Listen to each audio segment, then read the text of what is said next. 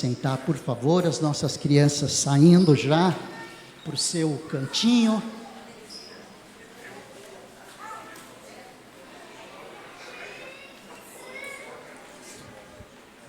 Obrigado pelo nosso grupo de louvor, que tem nos abençoado tremendamente nesse tempo de adoração. Expressamos com as nossas vozes aquilo que sentimos do Senhor. Sejam bem-vindos aí, Antônio e Lucélia. Deixa eu conhecer o Antônio e a Lucélia. Deus abençoe. Aqui, olha aí, ó. O Antônio já fazendo o seu papel aí como pai. Sejam bem-vindos. Eles são da Igreja Batista Indianópolis. Sejam bem-vindos, viu, queridos? Quero pedir que os irmãos abram as suas Bíblias em 1 Timóteo. Primeira carta de Paulo a Timóteo, no capítulo 6, nós leremos do versículo 6 até o versículo 19, capítulo 6 de 1 Timóteo, do versículo 6 ao versículo 19, temos conversado aos domingos sobre esse capítulo, sobre esse texto aqui de Timóteo, especialmente no versículo 6, que diz: de fato, grande fonte de lucro é a piedade com contentamento.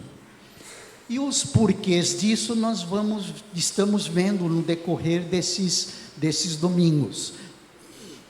Mas vamos ler o texto primeiro. Ele é o que nos importa, ele é o que nos motiva a fazer considerações aqui sobre essa piedade, essa devoção, esse sentimento que temos na direção do Todo-Poderoso.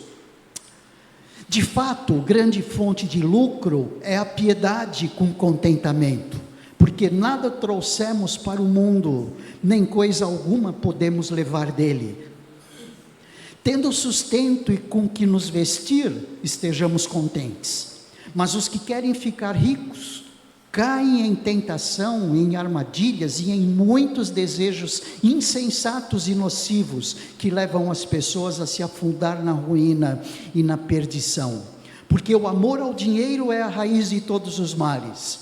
E alguns nessa cobiça se desviaram da fé e a atormentaram a si mesmos com muitas dores.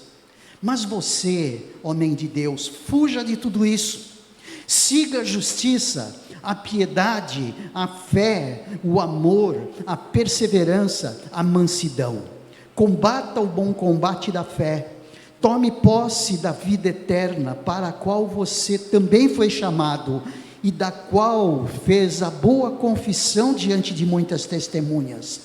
Diante de Deus, que preserva a vida de todas as coisas, e diante de Cristo, que na presença de Pôncio Pilatos fez a boa confissão, eu exorto você a guardar esse mandato imaculado, irrepreensível, até a manifestação de nosso Senhor Jesus Cristo, a qual, no tempo certo, há de ser revelada pelo bendito e único soberano, o Rei dos reis, o Senhor dos senhores, o único que possui imortalidade, que habita em luz inacessível, a quem ninguém jamais viu, nem é capaz de ver. A Ele honra e poder eterno. Amém. Exorte os ricos desse mundo a que não sejam orgulhosos, nem depositem a sua esperança na instabilidade da riqueza, mas em Deus, que tudo nos proporciona ricamente para o nosso prazer. Que Ele faça o bem, sejam ricos em boas obras, generosos em dar e prontos a repartir, ajuntando para si mesmos um tesouro que é sólido fundamento para o futuro, a fim de tomarem posse da verdadeira vida. O tema desse ano é bom estarmos lembrando sempre, importante não esquecermos, não é? Porque afinal de contas, tudo aquilo que nós estamos fazendo nesse ano de 2026 deve ter como alvo final isto. Os irmãos se lembram? Qual é o tema desse ano de 2026? Crescendo em fidelidade ao Senhor. Então esse é o nosso tema. Crescendo em fidelidade ao Senhor. E nós temos visto no decorrer desses domingos, como nós podemos crescer em fidelidade ao Senhor, vivendo como verdadeiros cristãos. E vivendo como verdadeiros cristãos, vivendo em grande estilo.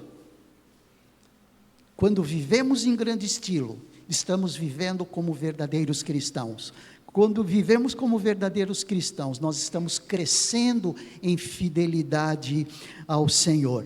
E nós temos trabalhado algumas ênfases aqui, que eu quero relembrar você, importante porque nós dividimos esse tema de crescendo em fidelidade ao Senhor como verdadeiros cristãos, vivendo grande estilo, tendo em vista uma expressão de John Stott que diz assim: se a vida é nova, o estilo de vida precisa ser novo também. Então, nós temos aí todo argumento lógico para que a gente esteja vivendo realmente como verdadeiros cristãos, não vivendo cristão meia boca, não é?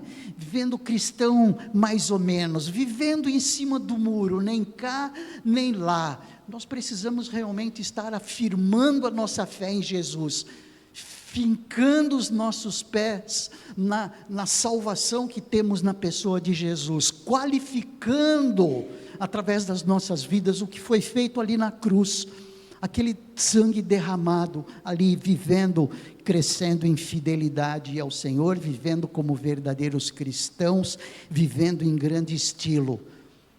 Por quê? Porque se a vida é nova, o estilo de vida também precisa ser novo. E nós já vimos isso, que crescer em fidelidade nesses moldes significa ter uma firme consciência de quem nós éramos e de quem nós somos. Nós somos hoje filhos, nós somos hoje salvos por Cristo, nós somos hoje um povo especial, um povo redimido. Então, quem nós éramos antes de conhecer Jesus e quem nós somos hoje, quando nós temos em mente e no nosso coração exatamente quem nós éramos, longe de Deus, afastado de Deus, sob a ira de Deus, e agora os nossos pecados perdoados, isso faz com que nós tenhamos uma vida de mais qualidade diante do Senhor. E aí nós trabalhamos aí alguns elementos que nós não vamos desenvolver agora, tá bom? Mas hoje o que nos motiva é um outro nível de vida. E esse nível de vida tem a ver com viver essa nova vida, essa vida de qualidade, essa vida em grande estilo. Então a consciência firme de quem nós éramos e de quem nós somos, especialmente quando nós olhamos aquele texto de Efésios no capítulo 2, do versículo 1 ao versículo 10. Mas também nós temos um outro motivo pelo qual nós devemos viver um estilo de vida diferente, um novo estilo de vida, mostrando a alegria da salvação. Isso tem a ver com o primeiro elemento, ou seja, a alegria da salvação é o que deve fazer com que o nosso estilo de vida seja um estilo diferente. Quando nós olhamos esse texto de Paulo aqui, escrevendo a Timóteo, quando ele diz que de fato, grande fonte de lucro é a piedade com contentamento, é a nossa devoção a Deus, é o nosso relacionamento com Deus, é o nosso sentido de gratidão, a nossa percepção de quem nós éramos e de quem nós somos, é que faz com que nós vivamos uma vida de mais alegria, de mais contentamento. Por isso o versículo 6, que de fato, grande fonte de lucro, essa devoção, essa piedade, com contentamento. Então viver essa alegria, nós vimos domingo passado que não é fácil viver a alegria da salvação, isso porque nós vivemos metidos em algumas encrencas nessa vida toda. nessa vida que vivemos. Nós vivemos circunstâncias doloridas, nós vivemos momentos de dificuldade, nós vivemos momentos de ansiedade que fazem com que a tristeza sempre venha à nossa mente, ao nosso coração. Isso já acontecia com o salmista, tanto é que o salmista dizia: por que estás abatido, a minha alma? Por que te perturbas dentro de mim? Então, essa realidade é uma realidade que quem vivia eram os próprios salmistas, é uma característica da natureza humana. Por isso fazemos, ou precisamos fazer, um esforço sempre muito forte em relação a quem éramos, em relação a quem somos, para deixar evidente e consciente o privilégio que temos como filhos, como salvos por Cristo, como tendo os nossos nomes escritos no livro da vida, como tendo já o céu como promessa. Nós já temos o céu, nós sabemos para onde vamos quando nós fecharmos os nossos olhos, quando nós atravessarmos o rio. Isso é maravilhoso, isso é maravilhoso. Isso deve fazer com que as circunstâncias da vida passem gravando menos em nosso coração, fazendo-nos sofrer menos. Eu não estou dizendo não sofrer, porque é impossível não sofrer, é impossível nós não termos aflições, mas é possível ter nas aflições um álibi, vamos dizer assim, um motivo para diminuir o seu efeito, diminuir essa sensação de atrapalho, essa sensação de tristeza, essa sensação de angústia. Somos salvos por Jesus, e viver a vida com contentamento, olhando as coisas boas que o Senhor tem nos dado, é uma das dicas que a palavra de Deus tem nos dado. De fato, grande fonte de lucro é a piedade, é a devoção, com contentamento, e vimos isso em vários elementos. Nós vimos por que nós não temos contentamento às vezes. Nós não temos contentamento às vezes porque nós focamos as nossas atenções nos sentidos ruins da vida, como Davi pecou, Davi transgrediu, quando ele pecou com Batseba. Isso fez com que depois ele pedisse: Senhor, restitui-me a alegria da salvação. Então, a alegria da salvação é tirada quando, é perdida, é tirada quando nós nos afastamos de Deus. E quando nós nos afastamos de Deus, nós erramos o alvo, nós pecamos, e nós sofremos as consequências do pecado.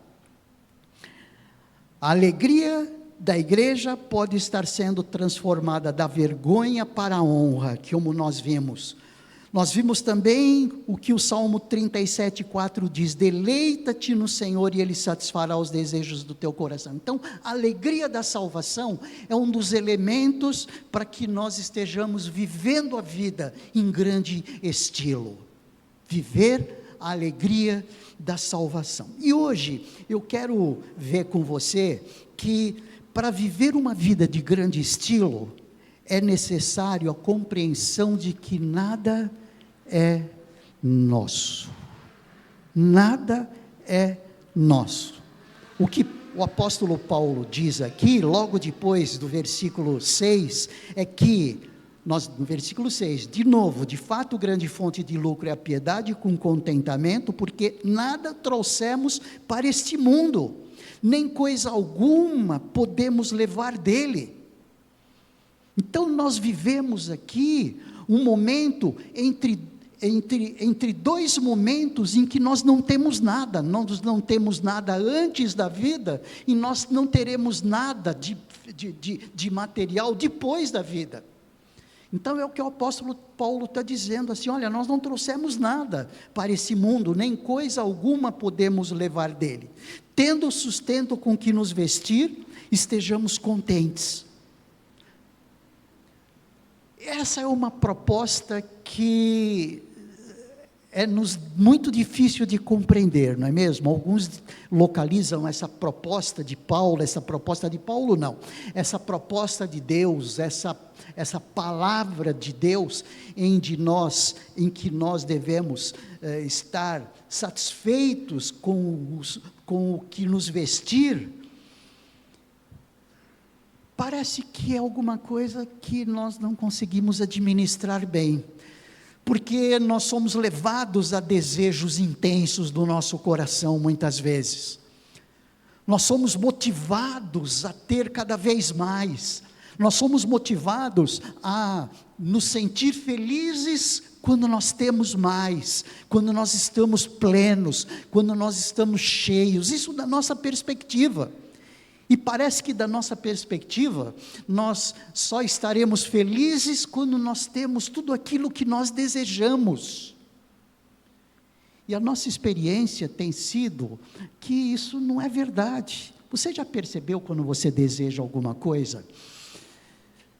A partir do momento que você já adquiriu aquela coisa, você já não o deseja mais. Parece que aquilo perde o seu encanto. Já perceberam isso? E passa-se a desejar uma outra coisa. Nós colocamos no lugar daquilo que nós já adquirimos, alguma outra coisa para desejar. E Deus sabe desse nosso sentimento, esse sentimento que temos dos desejos intensos para a vida. Por isso é que Ele nos chama a atenção, especialmente nesse texto, de que nós precisamos caminhar mais leve na vida. Parece que nós nos carregamos de desejos intensos, de coisas, de compromissos. Nós empenhamos grande parte das nossas vidas, grandes momentos, grandes horas da vida, para sustentar o nosso nível, um nível que pretendemos ter. Parece que isso nos motiva sempre, parece que isso é o que está no alvo das nossas atenções. Isso é o que faz com que muitas vezes nós nos carreguemos de tristeza, nós nos carreguemos de angústia, de aflição, porque às vezes nós não conseguimos caminhar com o peso que nós mesmos colocamos em nossas vidas. Por isso que o apóstolo Paulo, ele instrui Timóteo, que nós sejamos diferentes disso, que nós estejamos contentes com aquilo que temos. Isso não significa não conquistar nada, isso não significa não comprar nada, isso não significa não fazer planos, mas isso significa não empenharmos acima do que nós podemos, para conquistar algumas coisas na vida, carregando-nos de aflição, carregando-nos de coisas, de peso. O apego exagerado que temos, isso daí é uma marca, o apego exagerado às coisas, torna a nossa vida extremamente cansativa. Gente, nós não podemos negar isto. Nós não podemos negar isso. Nós nos apegamos a coisas de maneira muito intensa, a ponto de nós esquecermos do outro, a ponto de nós nos esquecermos até dos nossos compromissos com Deus, esquecermos até dos nossos compromissos para a igreja local, para a igreja de Jesus, colocando esse apego exagerado, colocando esse desejo intenso, as coisas em primeira mão, em primeira instância, tornando a nossa vida muito, muito cansativa. Ele vem dizendo isso, quando ele diz ali: mas os que querem ficar ricos, cobiçam, caem em tentação, em armadilhas e em muitos desejos insensatos e nocivos, que levam as pessoas a se afundar na ruína e na perdição, porque o amor ao dinheiro, veja só, não é o dinheiro que é perdição, Não é o dinheiro que é a raiz de todos os males. O que é a raiz de todos os males é o amor excessivo ao dinheiro. É o que ele vem dizendo aqui no verso 10. Porque o amor ao dinheiro é a raiz de todos os males. E alguns nessa cobiça se desviaram da fé e atormentaram a si mesmos com muitas dores. Nós temos um texto em 1 João, abra sua Bíblia em 1 João, no capítulo 2, versículo 15, e ele vai falar um pouquinho para nós desse apego, desse desejo intenso que temos no coração aí, quando ele diz no capítulo 2, dessa carta que João escreve aos seus interlocutores, capítulo 2, versículo 15 a 17, quando ele diz ali, não amem o mundo, nem as coisas que há no mundo. Ou seja, não amem esse sistema de mundo, esse sistema que sabe nos pegar naquilo em que nós mais desejamos. Ele sabe apelar. A gente vê, inclusive, os sistemas modernos de comunicação. Se nós ficarmos procurando algum tempo, alguma coisa, por exemplo, celular, nós começamos a receber cada vez mais informações sobre celulares. Já perceberam isso? Parece que o próprio sistema ele já pega um estereótipo daquilo que você está desejando para te mandar mais informações sobre isso. Isso acontece com roupas, isso acontece com quaisquer coisas que são motivos de desejos intensos dos seres humanos. Ou seja, o amor ao mundo, o amor a essas coisas que há no mundo. Se alguém ama o mundo, o amor do Pai não está nele. Porque tudo o que há no mundo, os desejos da carne, os desejos do coração, não é? Os desejos dos olhos, a soberba da vida, tudo isso, a palavra de Deus diz, ou seja, Deus está dizendo, os desejos da carne, os desejos dos olhos, a soberba da vida não procedem do Pai, mas procedem do mundo. Ora, o mundo passa, bem como os seus desejos, mas aquele que faz a vontade de Deus, permanece para sempre. E o texto, ele diz bem, o contexto que nós estamos trabalhando, trabalha bem isso. Por quê? Porque se nós quisermos viver uma vida de crescimento de fidelidade ao Senhor, precisamos viver como verdadeiros cristãos, vivendo em grande estilo, não nos apegando nas coisas que esse mundo coloca para nós como motivação de vida. A sua vida só tem sentido se você obtiver coisas. A sua vida só tem sentido se você conquistar coisas. A sua vida só tem sentido se você conquistar os seus objetivos. A sua vida só tem sentido se você tiver sucesso. O sistema de mundo, ele faz com que as pessoas cresçam com esse tipo de sentimento, esse tipo de pensamento. Por isso é que o apóstolo Paulo diz o que ele diz ali no capítulo 6. Olha, a grande fonte de lucro não são esses desejos que o mundo coloca para nós, como alvos de desejos, mas a grande fonte de lucro é a piedade. O que é a piedade? É devoção. A piedade é relacionamento com Deus. A piedade significa buscar o verdadeiro sentido da vida nesse Deus maravilhoso que realmente preenche o nosso coração. As coisas do dia a dia, os desejos intensos, como João fala, os desejos da carne, os desejos dos olhos, pretendem preencher o nosso coração de sentido. Pretendem completar o que nos falta no coração. E que não completam. Não completam porque cada vez mais nós desejamos sempre alguma coisa a mais. Sempre nós desejamos alguma outra coisa depois de nós conquistarmos aquilo que tivemos com grande sacrifício conquistado antes. Não tenho dúvida alguma que todos nós já passamos e já vivemos essa experiência.